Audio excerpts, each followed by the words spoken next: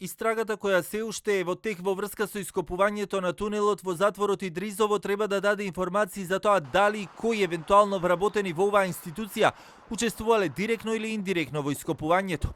Министерот за внатрешни работи Оливер Спасовски и денеска одговарајќи на прашања на оваа тема посочи дека се прави опсежна истрага во соработка со сите институции и јавното обвинителство, а сторителите и инволвираните ќе сносат одговорност и ќе им бидат изречени санкции, додаде Спасовски. За секој еден кој што сторил кривично дело, мора да има санкции и мора да има одговорност. Така да секој еден кој што направил кривично дело и ќе одговара.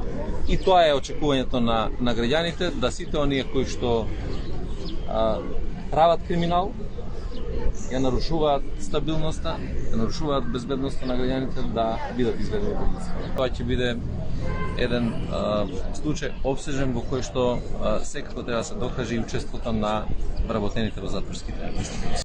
Од јавното обвинителство велат дека се работи на случајот и со нови информации ќе излезат дополнително. Сличен беше ставот и на управата за извршување на санкции, откако овие институции имаа своји представници и вработени на терен.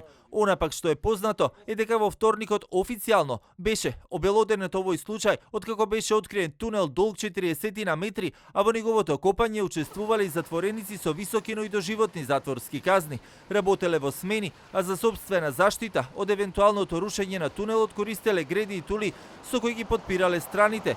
Земјата ја изнесувале во кофи, а имале и електрично осветлување, извлечено со кабел. Тунелот почнувал од место кое затворениците го користеле за шетање, а ископот речиси стигнал до заштитниот зид на затворот. По откривањето на тунелот беше разрешен сега веќе екс-директорот на затворот Шпен Тахири, а на негово место беше поставен генерал мајор Зоран Јовановски.